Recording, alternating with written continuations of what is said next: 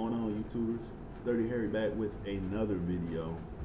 As a hardcore CM Punk fan, I look at the way he's booked and how the reign could have been better.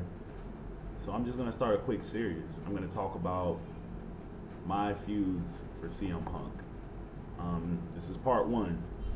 I already said in my last video that I'd love to see Punk versus Wade Barrett, but I'm just gonna do a quick summary of how I would book the beef, the storyline, and all that for it. Okay, so we all know that the new Nexus and the core, that beef was completely unsettled. They never settled anything with it. They never did nothing with it. They just dropped the core, and and Punk, after he cut his big promo, it's like they completely forgot he was even in the Nexus. But basically, it starts with Barrett's pretty much pissed because Punk took the Nexus from him and all that. And there's also the old Nexus members who are going nowhere in their careers. McGillicuddy, guys that you don't even see no more, Husky Harris, they come out, to roll with Barrett again. So after the Hell in a Cell, Barrett comes out at the end of the match. And we see a rehash. Now the next, they trash the fucking arena again. They take Punk out. Same thing they did to Cena. They don't stop at Punk though. This time they go through the back. They take anyone with a belt gets their ass kicked basically. Basically, Barrett's laying siege to the company all over again. And then on the next Raw, he basically takes AJ hostage and demands a shot, and she refuses. She's like, I'm not gonna do it and all that. So Barrett, he calls Punk out. Punk comes out, and the Nexus just beats the fuck out of Punk in front of AJ. They beat him down and just hit him finisher after finish, and then AJ eventually just caves in and gives Barrett the shot. So, Barrett, he gets it in writing that she's gonna give him a shot, and Punk goes to AJ, why did she save him? Why did she cave in? And she said, well, I'm trying to be a better GM, Punk, because you're always saying I'm a terrible one. But in reality, AJ won't take shit. But anyway. So anyway, they make the championship match for the next week, Punk versus Barrett. Barrett, basically, because he's got full control over the match, he makes it a lumberjack match, but only the Nexus are going to be the lumberjacks. And he bans Heyman from ringside. So the match happens, Punk's getting his ass handed to him because the deck's so stacked against him. And then Heyman comes on the ramp through, like, midway through the match. He's like, yeah, I can't come down to the ring, but I know someone who can. And Lesnar comes out and just tears through the fucking Nexus. Gets in the ring, F5s Barrett, and saves the goal for Punk. And then after the match, we see AJ come out with Booker T and all that, and they're like, they fired the whole Nexus group, and they get Barrett arrested for trespassing and assault for, what he did the week before. So, the episode ends with Barrett and the Nexus, they get taken out in handcuffs. So the next week, Punk cuts a promo. He thanks Lesnar, thanks Heyman. He said he'll always be a Heyman guy and all that, he believes in ECW. In ECW, people didn't get arrested or rely on cops. He said he wants Barrett all to himself with no Nexus. And then we see Otunga or Heath Slater come out. They basically cut a promo and they blame Punk's failed leadership for their careers going down. They're like, if you would have led the Nexus better, if you would have kept us all together, you turned your back on us, Punk, after you cut your promo, you're just gonna leave, you're selfish. And they call him a phony, and Punk, of course, snaps and knocks him out with a roundhouse kick and does his I demand respect because I'm the champ and whatnot. So then AJ, she comes to Punk, asking why he won't press charges. And he said because he wants Barrett, one more time, So Barrett, he gets released from custody or whatever because, Punk won't press charges. And Barrett basically says, no, I'm not going to fight you, Punk, through a YouTube video. He sends YouTube videos at CL Punk. Like, Barrett's like making Bin Laden videos, basically, just fucking with Punk every chance he gets, He said he's already proved Punk's not the best in the world because the best in the world would have been able to take out the Nexus by himself, which he's basically referring to Lesnar,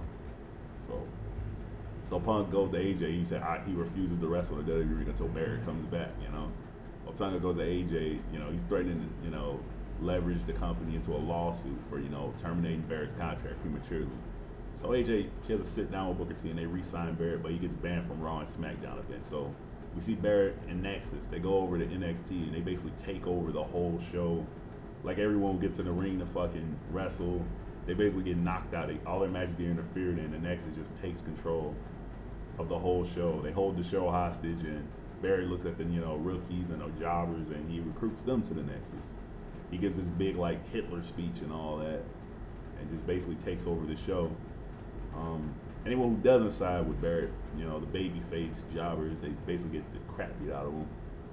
So the next Raw, AJ's flipping the fuck out because she's pissed about Barrett held the arena hostage. He fucked up the show. So she calls on the tag team champions, you know, to teach the Nexus leader a lesson.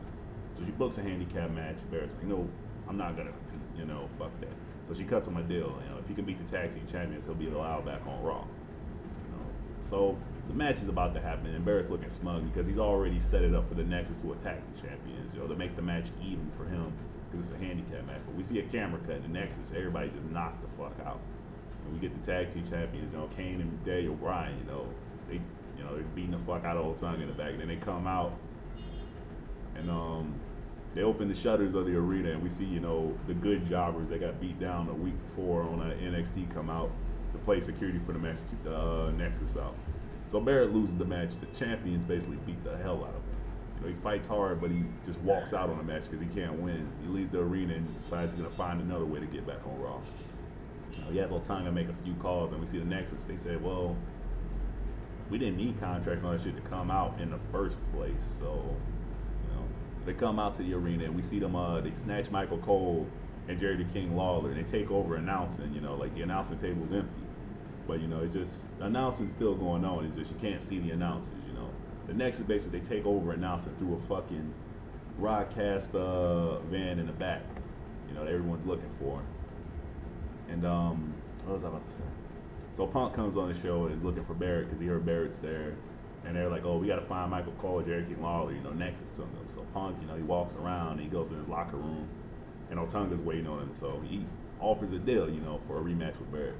So Punk says, I want Barrett inside a steel cage. And he brags about how, you know, I've ended careers in cages. And, you know, we get the clips of Jeff Hardy leaving and all that.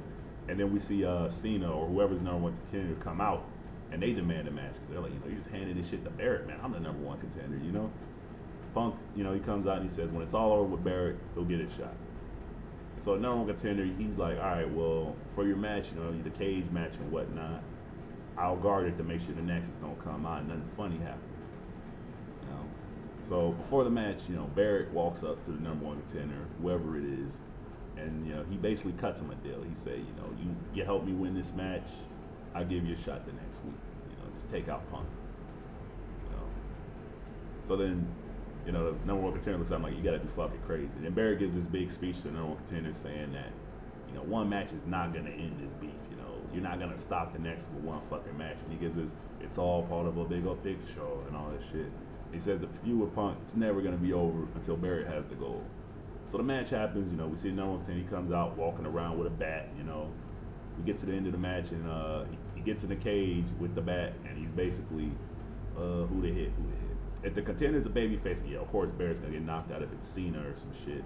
But if it's someone like Orton, you know, a tweener or a Hill, I say they attack Punk, you know. But Punk, you know, he's ready. He saw it coming. He takes the contender out, and he barely stops Barrett from getting out of the cage. He padlock chains Barrett to the cage and just beats the fuck out of him until he's unconscious.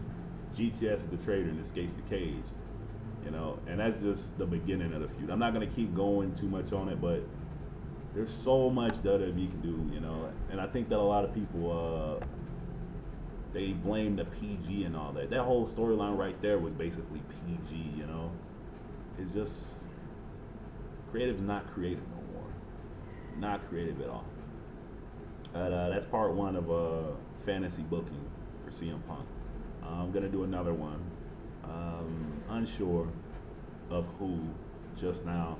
I think I'll do a Kofi Kingston versus CM Punk because I would love to see Kofi get another run for the gold, and I also like his in-ring work, and him and Punk are friends, and I'd like to put a spin on that. But that's part one, folks.